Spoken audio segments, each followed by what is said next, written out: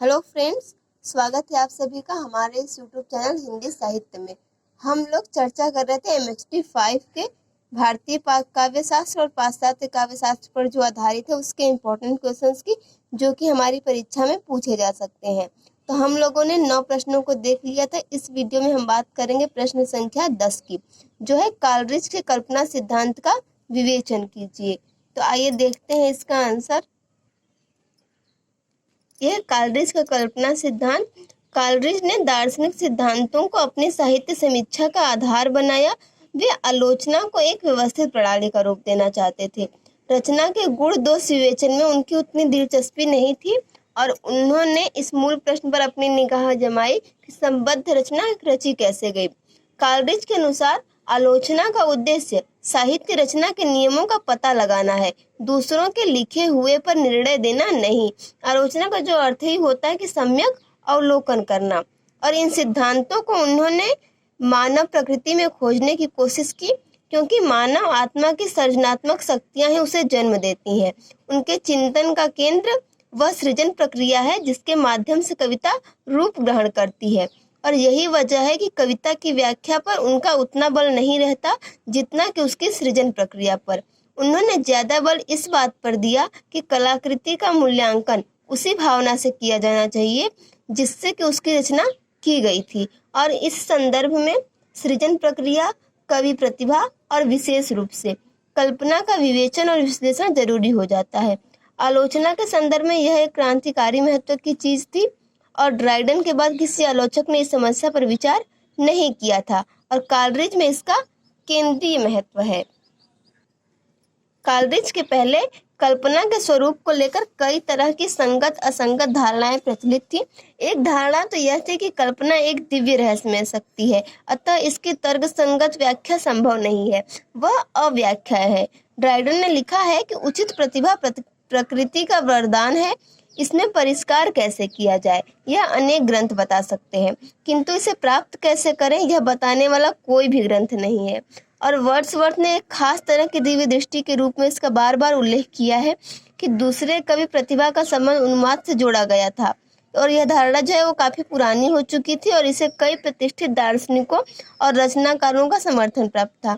प्लेटो ने कहा ही था कि कवि जिस समय रचना करता है वह एक प्रकार के उन्माद की स्थिति में होता है, और शेक्सपियर ने भी जो है पागल, प्रेमी और कवि को एक ही स्तर पर रखा है, क्योंकि इन तीनों में कल्पना का अतिरेक होता है।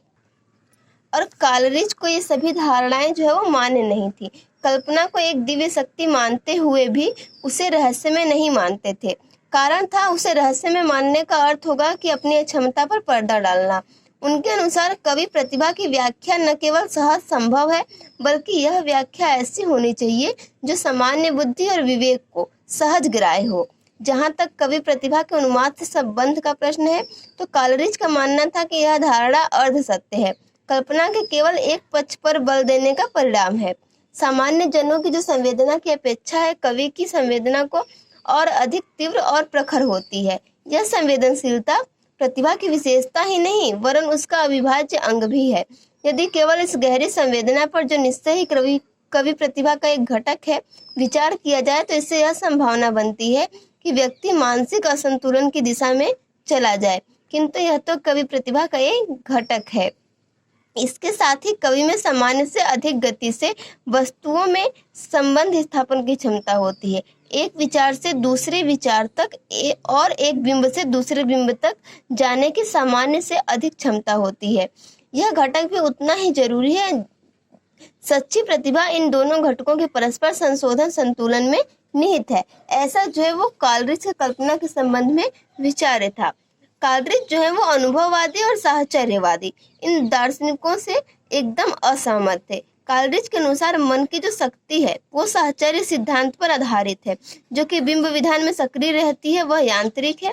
उसका संबंध जो है वो ललित कल्पना यानी कि फैंटेसी और स्मृति से है।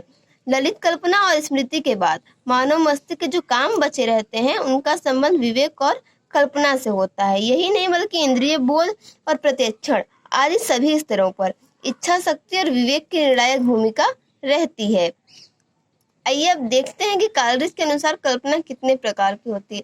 कालरिज के पहले जो कल्पना है और ललित कल्पना है, इन दोनों में कोई भेद नहीं था। उन्हें या तो एक दूसरे का पर्याय माना जाता था या फिर एक ही शक्ति का उच्च और निम्न स्तर माना जाता था।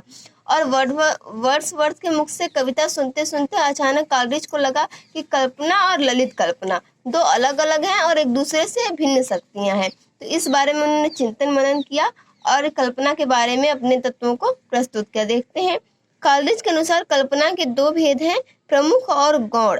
प्रमुख कल्पना हमारे संपूर्ण इंद्रिय ज्ञान का आधार है।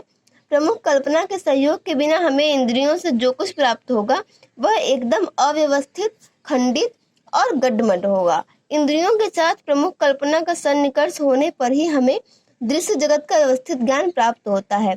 मुख्य कल्पना की दूसरी विशेषता है जीवंतता। यह एक जीवंत शक्ति है। जीवंत से कालरिज का आशय है सक्रिय और जैविक, निष्क्रिय और यांत्रिक नहीं। प्रमुख कल्पना के माध्यम से हमें जो ज्ञान प्राप्त होता है उसका रूप विधान जैविक होता है, यांत्रिक नहीं होता। यांत्रिक और जैविक में अंतर स्पष्ट करते हुए कालरिज ने लिखा है कि हम भ्रमवश यांत्रिक व्यवस्था को ही जैविक रूप समझ बैठते हैं। जब हम किसी दी हुई सामग्री पर पूर्व निर्धारित रूप आरोपित करना चाहते हैं तो वह यांत्रिक रूप कहलाएगा। जरूरी नहीं है कि सामग्री के मूल गुणों से इसका उदय हो, इसके विपरीत जैविक या अवयविक रूप नैसर्गिक होता है। तो ये थी जो है वो प्रमुख कल्पना थी। अब हम लोग देखते हैं गौण कल्पना क्या होती है। गौण या विधायक कल्पना, ये मुख्य कल्पना की प्रतिध्वनि है। प्रतिध्वनि शब्द से ही संकेत मिलता है कि मुख्य कल्पना का पूर्व अस्तित्व गौण या विधायक कल्पना के अस्तित्व की अनिवार्य शर्तें हैं। कालरिज इन दोनों में कोई गुणात्मक अंतर नहीं मानते। दोनों में जो अंतर है वह मात्रा और कार्य पद्धति का है, प्रकार का नहीं। विधायक कल्पना के लिए संवेदनशीलता अधिक चाहिए, अवयविक इकाई में ढालने की योग्यता अधिक चाहिए। दोनों की कार्य पद्धति में अंतर यह है कि प्रमुख कल्पना जहाँ केवल निर्माण करती है, वहाँ गौण कल्पना नाश और निर्माण दोनों करती है। कल्पना के बारे में कालरिज के उपयुक्त विचारों में दार्शनिकता का पुट है कि मुख्य कल्पना सीमित मन में असीमित सत्ता की आवृत्ति और गौण या विधायक कल्पना उस आवृत्ति की प्रतिध्वनि है। इससे हमें अद्वैतवादियों के ब्रह्म और आत्मा का स्मरण होता है। कांट, सेलिंग जैसे भाववादी दार्शनिकों का प्रभाव जो यहाँ पे हमें प्रत्यक्ष देखने को मिलता है। वस्तुतः कालरिज की प्रतिभा का निदर्शन कल्पना के स्वरूप विवेचन में उतना नहीं दिखाई देता जितना कि विधायक कल्पना की कार्यविधि को निरूपित करने में, अर्थात कि काव्य सर्जना के दौरान यह कैसे क्रियाशील होती है। प्रमुख कल्पना का जो संबंध जहाँ मनुष्य मात्र से है, वहाँ गौण या विधायक कल्पना कवि कलाकार का विशेष वरदान है। प्रमुख कल्पना की तुलना में सूक्ष्मता और गहराई होने के बावजूद उसका आधार फलक और अपेक्षाकृत सीमित होता है। इसका सीधा संबंध कवि रचनाकारों से है, व्यापक जन समुदाय से नहीं। शायद इसीलिए कालरिज ने इसे गौण कल्पना की संज्ञा दी है। तो ये हम लोगों ने देखा। जरूरी नहीं है कि जितना आप लोगों ने पढ़ा आप लोग उतना ही लिख पाए, क्योंकि कुछ चीजें भूल जाती हैं। जैसे कि कल्पना के जो दो भेद हैं, प्रमुख कल्पना और गौण कल्पना, इसको आप लोगों ने अच्छे से समझ लिया होगा। तो ये आप लोग लिख दें और इससे पहले कल्पना के संबंध में जो कालरिज के विचार थे उसको आप लोग लिखें। उम्मीद करती हूँ ये वीडियो भी आपके एग्जाम के लिए हेल्पफुल होगी। Thank you for watching this video.